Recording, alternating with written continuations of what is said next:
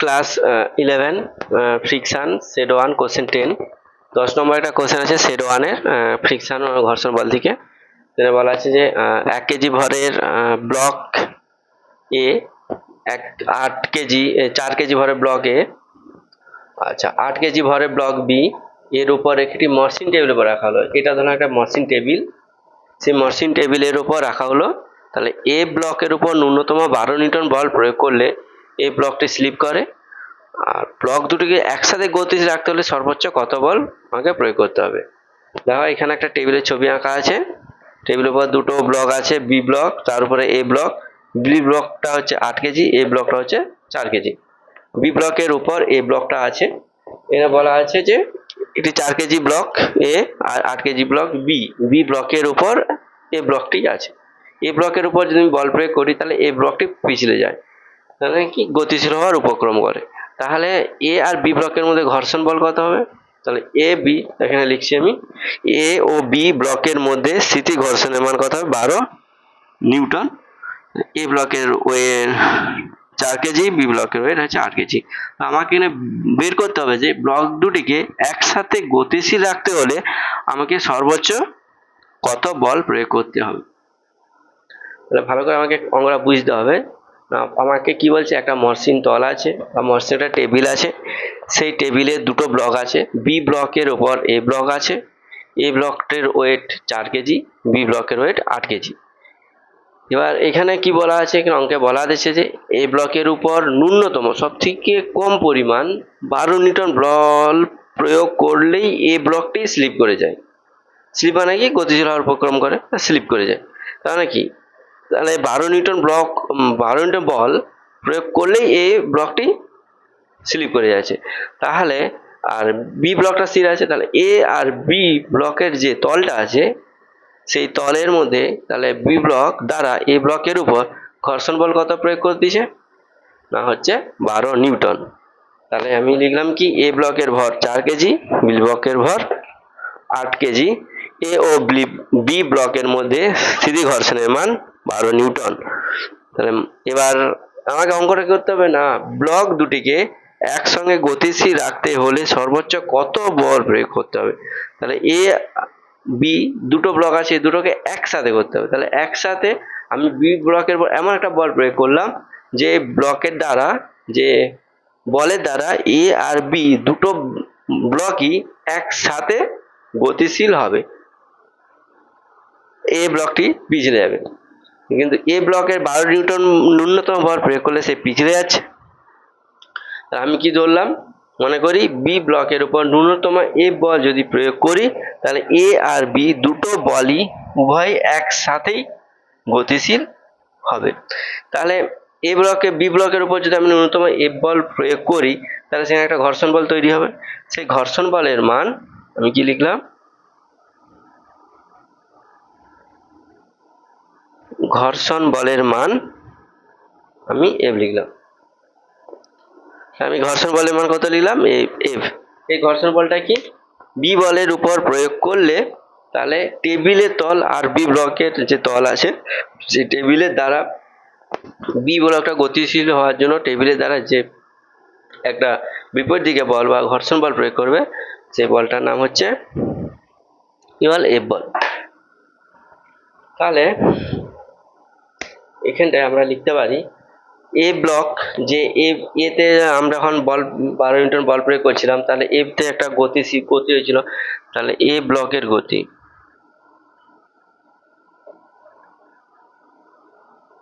এ ব্লকের গতি, এখানে এ ব্লকের গতিটা লিখবো। এ ব্লকের গতি কি হবে, আমরা জানি গতিশীল এফ সমান কি জানি, এম এ জানি। তাহলে আমরা এখানে এফ সমান এম এ, এখানে স্থিতি ঘর্ষণের বল মানটা এফ আছে, তাহলে এফ ইকুয়ালস টু কি লিখবো, এম এ। তাহলে এক্ষেত্রে এফ এর মানটা দিয়েছে 12 নিউটন, তাহলে 12 নিউটন ইকুয়ালস টু এম এর মান আছে 4 ইন্টু এ। তাহলে এখান থেকে আমরা কি পাচ্ছি, এ ইকুয়ালস টু 3, এখান থেকে আমরা কি পাচ্ছি, এর মান 3 মিটার পার সেকেন্ড স্কোয়ার। তাহলে এর মানটা পেলাম। তাহলে এ ব্লকের গতি আমি পেয়ে গেলাম। এ ব্লকের গতি থেকে আমরা একটা ত্বরণ পেলাম 3 মিটার পার সেকেন্ড, ত্বরণটা পেয়ে গেলাম। এবার আমরা কি করব, বি ব্লকের গতি, এটা মুছে দেই। এবার আমরা বি ব্লকের গতিটা করব। এই ব্লকের গতি থেকে আমরা পেয়ে গেলাম বি ব্লকের গতি। এবার করব হচ্ছে বি ব্লকের গতি। আচ্ছা, বি ব্লককে যখন টেবিলের উপর তার বিপরীতে একটা বল আছে, সেটা ঘর্ষণ বল এফ। তাহলে আমরা F equals to M A, এই সূত্রটা থেকে আমরা কি লিখতে পারি, এফ মানে বল, এফটা হচ্ছে বল, এখানে টোটাল বল কি হবে, বল প্রয়োগ করেছিলাম এফ, তার বিপরীতে একটা বল প্রয়োগ করে ফ্র্যাকশন বল F equals to M into M বলতে এম বি লিখি, মানে এটা বি ব্লকের উপর এম এ। আগে আমরা এর মান বের করছি, এর মান 3 মিটার পার সেকেন্ড স্কোয়ার। তাহলে আমরা এফ সমান কি লিখতে পারি, M B A plus F.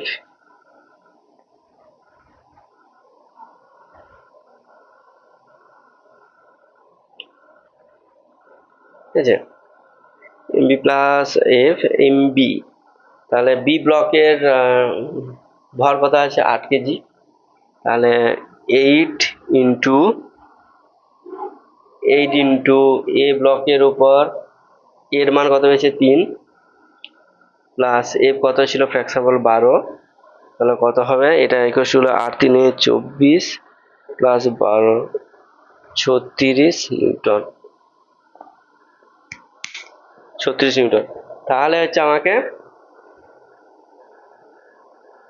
এখানে টোটাল কত বল প্রয়োগ করতে হবে, 36 নিউটন বল করতে। তাহলে এখানে 36 নিউটন বি ব্লকের উপর প্রয়োগ করলে তাহলে এ বি দুটো ব্লক উভয় গতিশীল থাকবে। ঠিক আছে, এটা 10 নম্বর। এরপরে একটা অঙ্ক আছে 13 দাগে, সেটা করছি।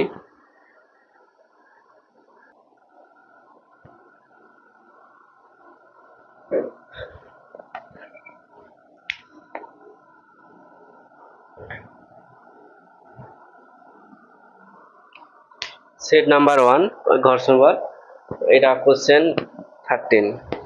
13 নম্বর কোশ্চেন। 13 নম্বর কোশ্চেনে কি বলা আছে, একটি নদতল দৈর্ঘ্য 13 মিটার, উচ্চতা 5 মিটার এবং মিউ মানে ঘর্ষণ গুণাঙ্ক সেটা 1/3।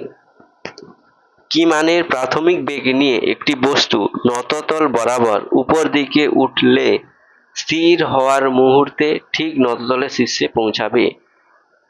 তাহলে আমি একটা ছবি আঁকছি, বোঝার চেষ্টা করছি। একটা ছবি পাশে আঁকি।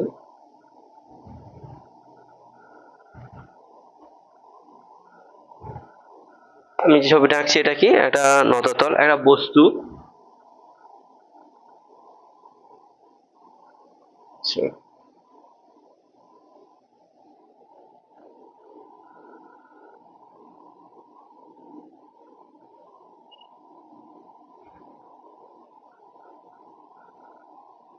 এটা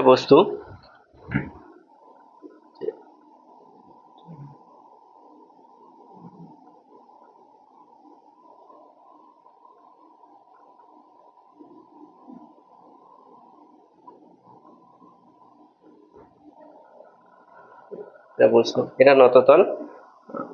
এখানে একটি নততল থিটা কোণে আছে, তাহলে এটা হবে তার বস্তুর ভর, নিচের অভিকর্ষ বলে যে নিচের দিকে ওয়েট, তার জন্য অভিকর্ষ বলের জন্য যে বলটা তার এমজি। থিটা কোণের জন্য দুটো অংশ ভাঙবে, এটা হচ্ছে এমজি কস থিটা, এটা হচ্ছে এমজি সাইন থিটা। বস্তুটা এখানে কি বলা আছে, উপরের দিকে উঠলে এই বল প্রয়োগ করলে উপরের দিকে উঠলে তার বিপরীতে একটা বল প্রয়োগ করবে, সেই বলটা হচ্ছে ফ্র্যাকশন বল বা ঘর্ষণ বল এফ। তার বিপরীতে কি বল প্রয়োগ করবে, এই বলটা বলা হচ্ছে এফ। আর এই বলটা তার এমজি কস থিটা যে বলটা তার বিপরীত দিকে, এমজি কস থিটার বিপরীতমুখী বল সেটা হচ্ছে আর। এটা হচ্ছে আর। তাহলে একটা নততল আছে, নতলের দৈর্ঘ্য 13 মিটার, উচ্চতা 5 মিটার, মিউ বলেছে 1/3। কি মানে প্রাথমিক বেগ নিয়ে একটি বস্তু নততল বরাবর উপর দিকে উঠলে স্থির হওয়ার মুহূর্তে নততলের শীর্ষে পৌঁছাবে। তাহলে হচ্ছে এই বস্তুটা একটা বেগ নিয়ে উপর দিকে উঠছে, বস্তুটা একটা বেগ নিয়ে উপর দিকে উঠছে থিটা কোণে, এটা কোণ থিটা, থিটা কোণে আনত আছে নততলটা। এই বস্তুটা কি পরিমাণে বেগ নিয়ে উপর দিকে উঠলে শীর্ষে পৌঁছানোর আগে শীর্ষে স্থির হওয়ার মুহূর্তে ঠিক নততল শীর্ষে পৌঁছাবে। স্থির যখনই স্থির হবে সে মানে শীর্ষে পৌঁছে স্থির হয়ে যাবে, স্থির হওয়ার মুহূর্তে মানে শীর্ষে পৌঁছে আর বেগ থাকবে না, মানে শীর্ষে পৌঁছালেই তার অন্তিম বেগ 0 হয়ে যাবে। তাহলে তাহলে প্রাথমিক বেগটা কত, কত বেগ নিয়ে তাকে উঠতে হবে, কত বেগ নিয়ে উঠলে সে শীর্ষে পৌঁছে স্থির হবে। তাহলে একটা বস্তু আছে তার নিজস্ব ওয়েট আর এমজি, অভিকর্ষ বল যে নিচে দিয়ে টানছে, থিটা কোণে যে দুটো অংশ ভাগ আছে MG cos theta MG sine theta. এই বল দিয়ে যদি এদিকে যদি যায়, এই বলের উপর দিয়ে উঠে তার বিপরীত দিকে বল এফ ফ্র্যাকশন বল, এমজি কস থিটার বিপরীতমুখী যে বল সেটা হচ্ছে আর, এখানে আর দেওয়া আছে। তাহলে এখানে কি কি দেওয়া আছে, নততলের দৈর্ঘ্য, এবার কি কি দেওয়া আছে, এখানে দেওয়া আছে নত তলের দৈর্ঘ্য কত দেওয়া আছে 13 মিটার, উচ্চতা কত দেওয়া আছে 5 মিটার, মিউর মান দেওয়া আছে 1/3। তাহলে আমরা কি জানি, এফ সমান মিউ আর জানি, এফ সমান কি জানি মিউ আর। আবার আর সমান কি জানি, এখান থেকে দেখতে পাচ্ছি আর সমান এমজি কস থিটা, কারণ এমজি কস থিটা আর এর সঙ্গে সমান হয়, তাহলে আর সমান এমজি কস থিটা। এই মানটা যদি এখানে পুশ করে দেই মিউ এমজি কস থিটা, তাহলে এফ এর মান পেয়ে গেল এমজি মিউ এমজি কস থিটা। এটা 1 নম্বর ইকুয়েশন। তাহলে ঘর্ষণ বল বেরিয়ে গেল। তাহলে এখানে বলছে বস্তুটি নততল বরাবর, বস্তু নততল বরাবর উপর দিকে উঠলে, উপর দিকে উঠলে তার বলটা কত এফ। তাহলে নিম্নমুখী মোট বল কত, নততল বরাবর নিচের দিকে বল, নততল বরাবর নিচের দিকে বল, নিচের দিকে বল কত, তাহলে নিচের দিকে দুটো বল হবে, একটা উপাংশের বল এমজি সাইন থিটা আর একটা ফ্রিকশন বল এফ। আমরা এক্ষুনি ফ্রিকশন বলের মান বের করছি, MG sign theta plus F এর মান 1 নম্বর সমীকরণ থেকে বসাই মিউ এমজি কস থিটা। তাহলে এখানে এমজি কমন নিলে কি হবে, আমরা এমজি কমন নিলে হবে sign theta plus mu cos theta, ঠিক মিউ কস থিটা। তাহলে এটা আমরা 2 নম্বর ইকুয়েশন লিখে রাখতে পারি।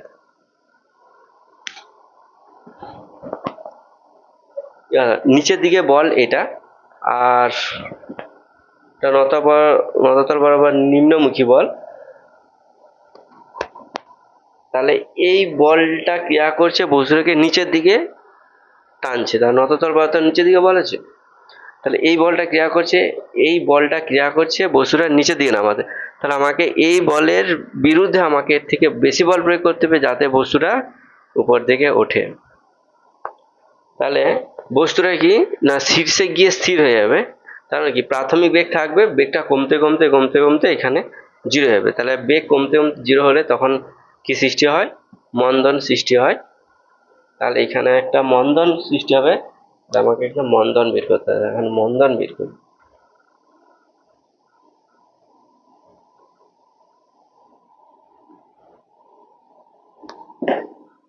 তাহলে মন্দন কি বের করবো, মন্দন টাকে এ ধরছি বন্ধনী, তাহলে আমরা জানি এফ সমান এম এ জানি, এফ সমান এম এ জানি, এখান থেকে এ সমান কি হবে এফ বাই এম, এক্ষুনি এফ এর মান বেরিয়েছে এটা M G sine theta plus mu cos theta by M, তাহলে সমান G sine theta plus mu cos theta, এটা তাহলে আমার এর মান বেরিয়েছে। আমাকে মান বের করতে হলো কেন, কারণ এখানে আমাকে প্রাথমিক বেগ বের করতে হবে।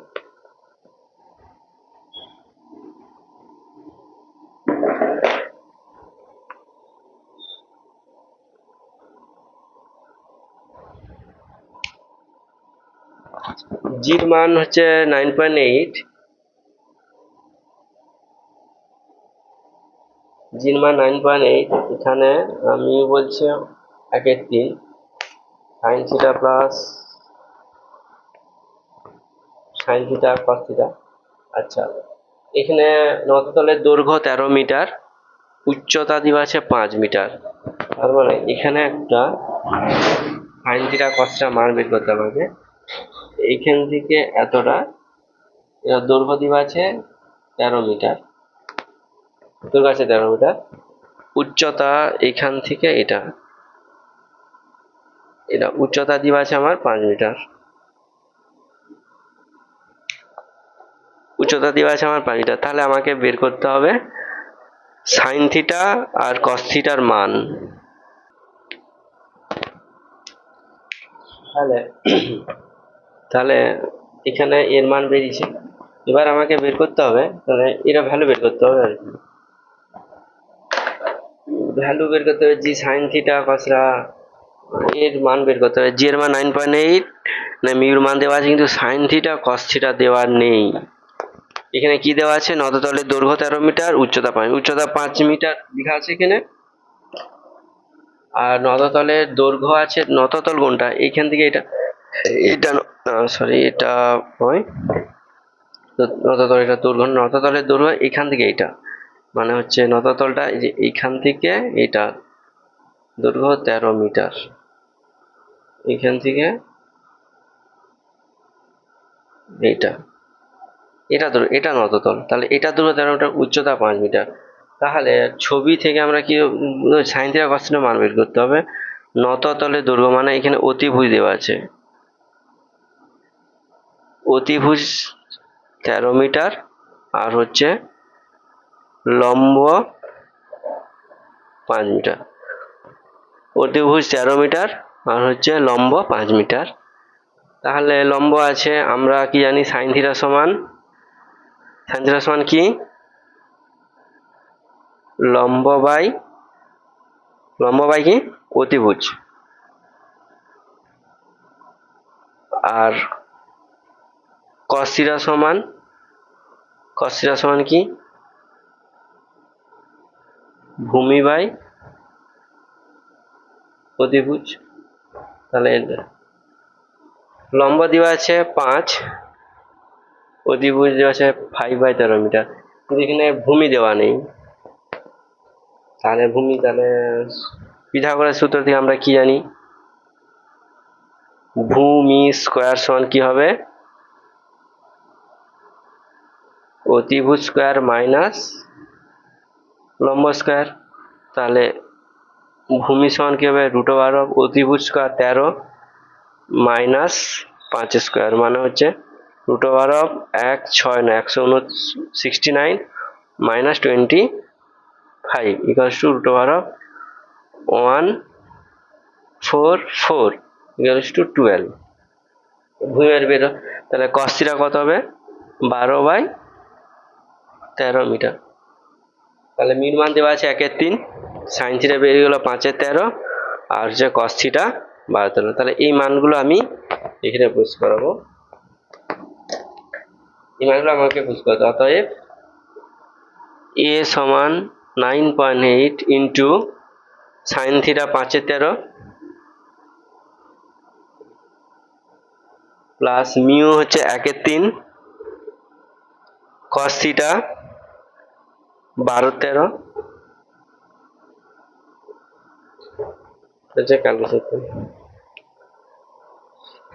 ক্যালকুলেশন করতে হবে। ক্যালকুলেশন করলে কি হবে?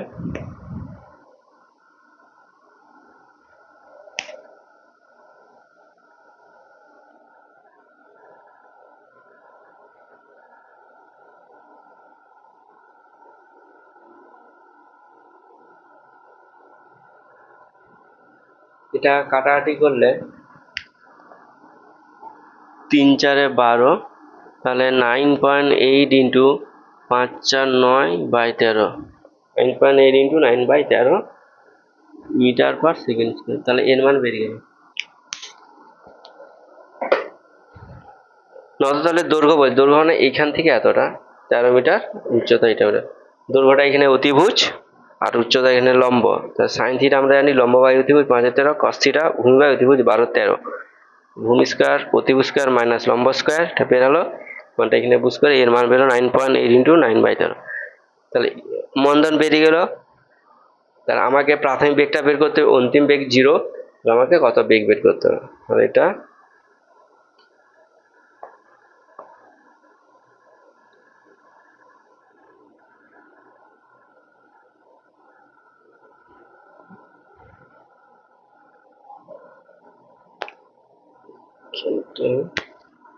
যেটা দেখা যায়নি, 1 6 9 মাইনাস 25 ইজ টু 12।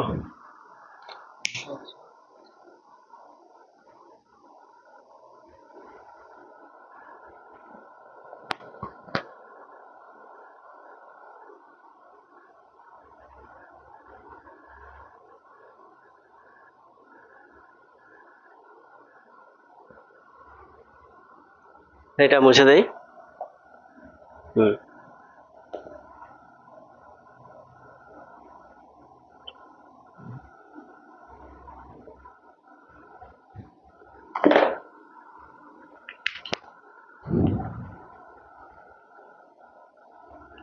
তাহলে এখানে প্রাথমিক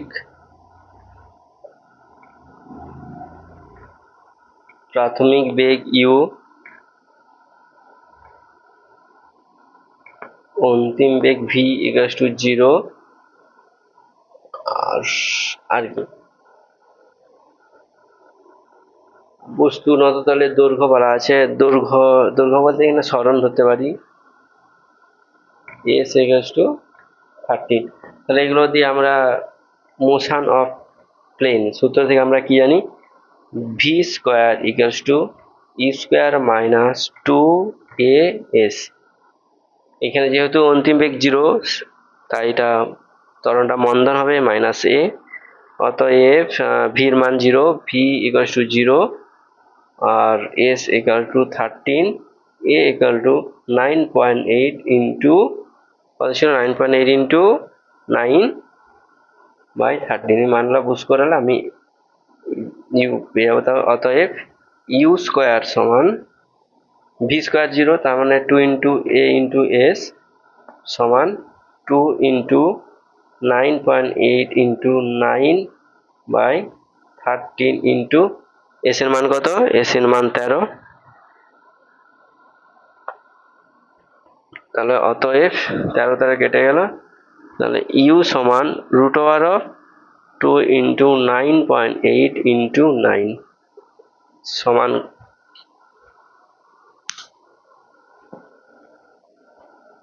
এটা ক্যালকুলেশন করলে এটা উত্তরটা আসবে 13.28 মিটার পার সেকেন্ড।